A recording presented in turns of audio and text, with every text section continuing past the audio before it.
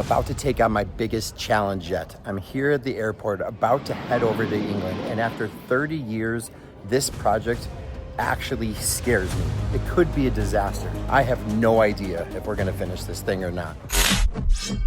So when Mark reached out to me and discussed the opportunity to redesign his entire backyard, how could I say no? Mark has worked with us several times on different projects across the country. It was my turn to pay him back. I knew we could take what we did best with what he does best and transform his backyard into truly something spectacular. But there was one catch. We never got to see the property before we arrived. We've got an incredibly tight backyard, which means limited access for tools and equipment. The entire pond has to be redesigned completely on the fly. And now that we're standing here, we're realizing this build is going to be a lot more complicated than we expected. Mark, buddy, on paper, it looked pretty simple.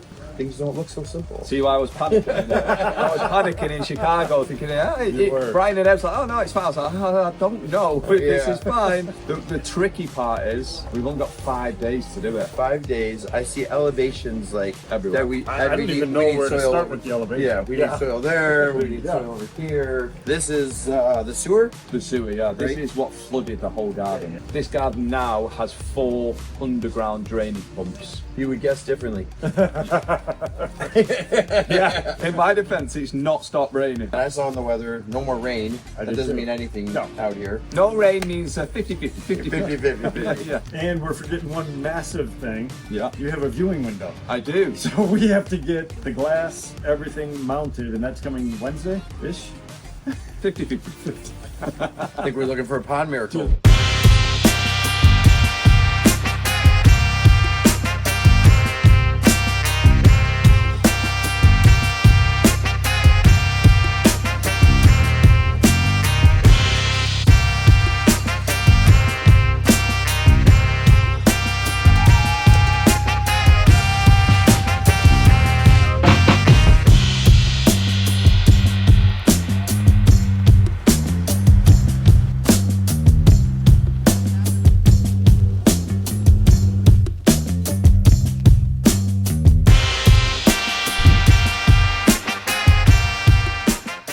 I'm gonna call it day 1, but technically it's day 2. Things were a little chaotic, raining all day long, machines stuck in the soil, and so we stayed here a little later last night, but we only put in a few hours. There is just so much to deal with. The soil conditions are about the worst I've ever seen. It's like pudding, and the more we dig, the deeper and deeper we sink down into everything. The tight access is really slowing things down too, so every scoop of soil that comes out has to get put into this buggy, then transferred to the front yard where somebody else is eventually going to take it away. So if that's the only way to get soil out, you can imagine how hard it is to bring rock and other soil back in. So we're really optimistic about today, but we've got to get this section finished. So let's talk about today's plan. So today's plan, we have to finish this bottom area. This bottom area is where the entire pond is going to fall over through a waterfall.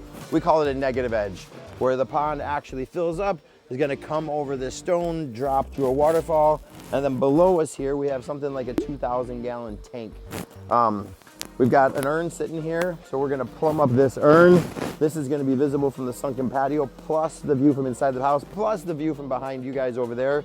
No room for waterfalls in this backyard because of the tight space, so we're using urns to give us the big vertical element, something they can see from inside. We've got to get plumbing in here before we do all that. Plumbing's gonna feed jets and wetland filters and everything else. So we'll come in here, let's finish this reservoir. We'll get all this done. We have to get it done because then we have to start digging the pond. And once the pond's dug, we can't get back in here again.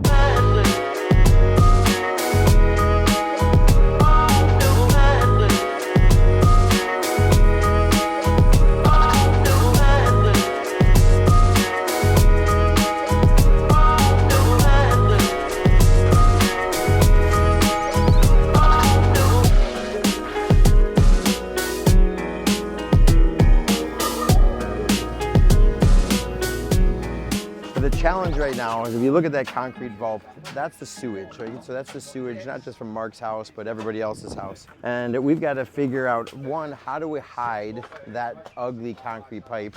Not only how do we hide it, how do we transition stairs that come up next to it and then come out and go across the pond, and everything's just tight. But we'll get it figured out.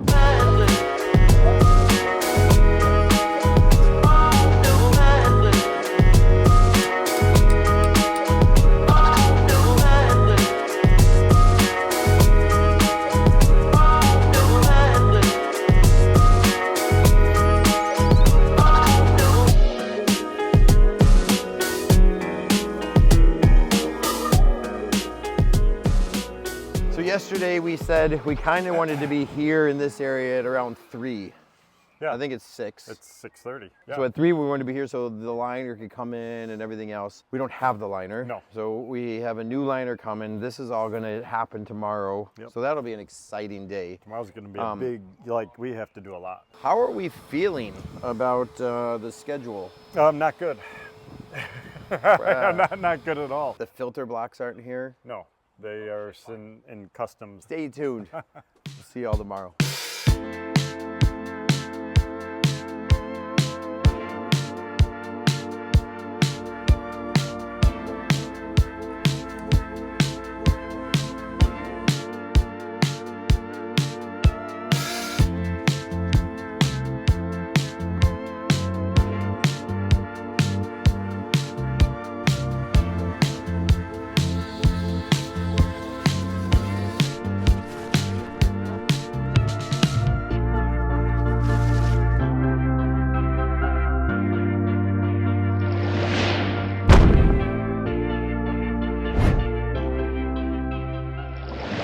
Challenges. Had to bring this big boy all the way to the front yard. You can see that there's really not a whole lot of access. We had to unload a 50 by 100 foot liner. Unrolling that liner, couldn't have done it without a group of, enormous group of CACs out here. Then rolled it back up, and now we're setting boulders again. The access on this job is just difficult, which is why in 2.5 days, we haven't really gotten a whole lot of work done. You know, the whole story with this job is, are we gonna pull it off or not? And to be honest, I just don't know. We're gonna give it the old big boy try though, so wish us luck.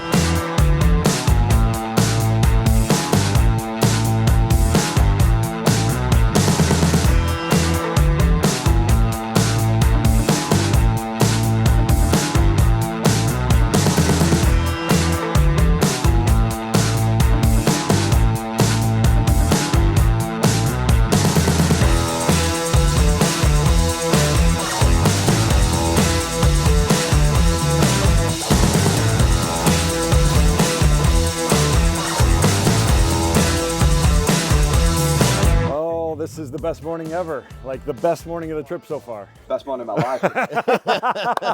Ed's just saved me a lot of money to come up with another idea to seal this. I think so. I mean, well, you did. Who did the measuring and gave the nice job? Yeah, that's tight. That is perfect. Is tight. Wait, Tina's was saying on she did it? Oh, Tina's Tina like, did it. whatever. In all fairness, the company that made this ACL, Yeah. they kept saying, do you want a template? And me, classic Mark Marshall, no, we don't need a template. And they went, no, it's very expensive. You probably do need a template.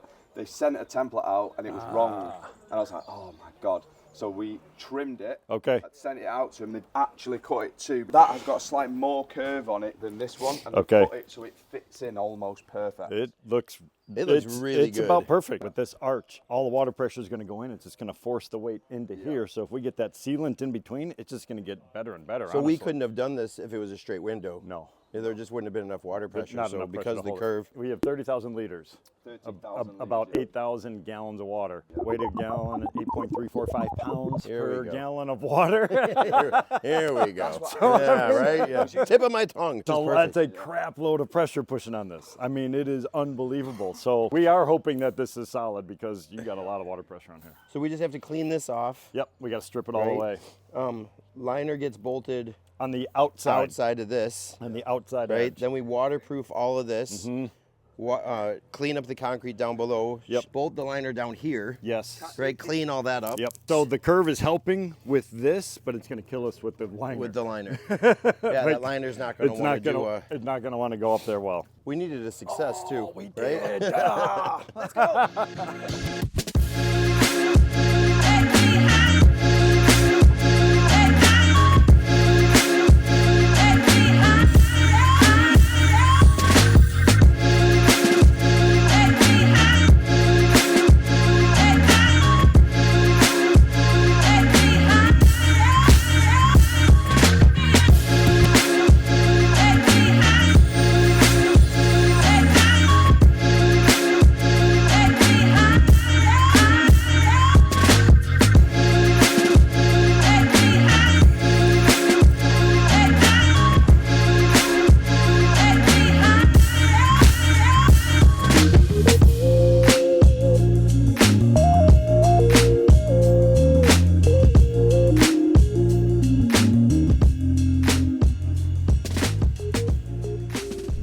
a busy morning. We started off the day with setting this wall. This is that Rosetta Stone, so we've come all the way up into here. We made the game day decision, instead of coming all the way up into here, actually leaving the liner back in here, because it's just gonna be black.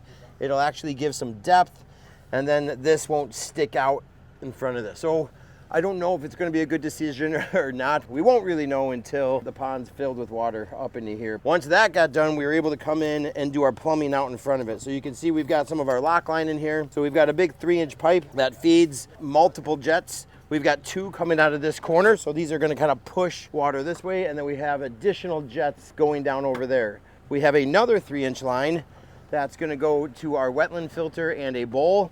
And then we have a 3rd line that just goes to a little secret jet down here, right here, really just circulating water in the bottom. So the one thing we really wanted to do with Mark's Pond is give it an enormous amount of circulation. And between the 3 different lines that are coming up here, a wetland, jets, the one thing it's not lacking is circulation. So we should be really, really good. And then there's this. Koi window turned out pretty awesome. You want to see in detail how it got done, make sure you check out this guy's channel right here, Ed Ballou, the Pond Professor, because there's some science in it that I don't understand. We're going to call it more of a magic window.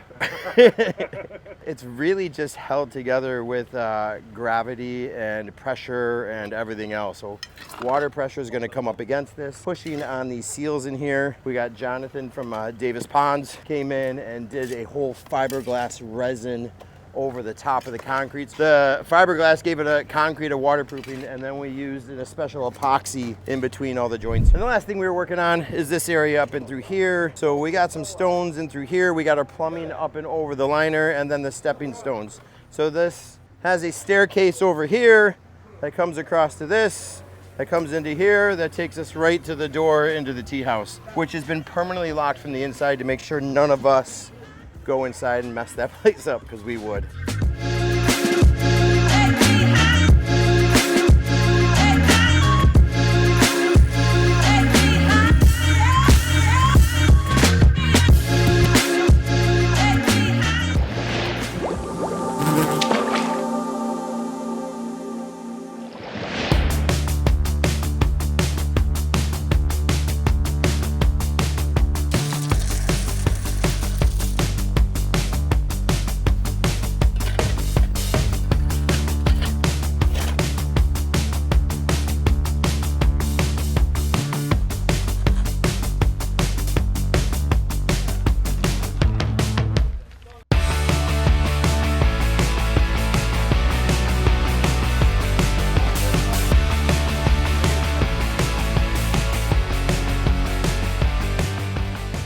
Mad dash to the finish line here, and I just don't know if we're gonna get there. I mean, that's been the kind of census since we started this project 4 days ago, but it's our last day. Water truck is coming. We've been able to push the water truck off till 8 o'clock tonight, which means we're gonna be working pretty late. Lights are gonna have to come out, but you can see we've got we're working on our spillway bowl here, visible from the she shed space over here. Good view of the glass over my distance. Once that's done and plumbing's hooked in, then we've just got a couple big rocks to set over there-ish area. Then we've got to move all of that garbage out over there and start digging a wetland. And putting in a wetland with just a few hours left. I've never done it before, but maybe today's the day. Stay tuned, we'll find out. It's gonna be awesome regardless.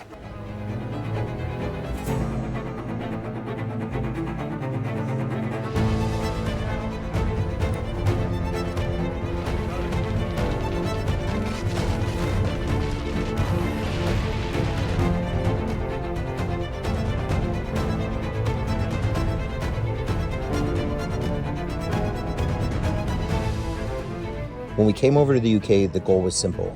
Build Mark the backyard he'd always dreamed of. But as the week went on, it became clear this project was bigger and more challenging than any of us expected. We threw everything we had at it, but sometimes the clock wins. We had to head back home before the pond was finished, and honestly, that wasn't easy. But the story doesn't end there. A week later, A good friend of mine from Shade Water Gardens, a certified aquascape contractor, stepped in and picked up where we left off, and together we brought Mark's vision to life.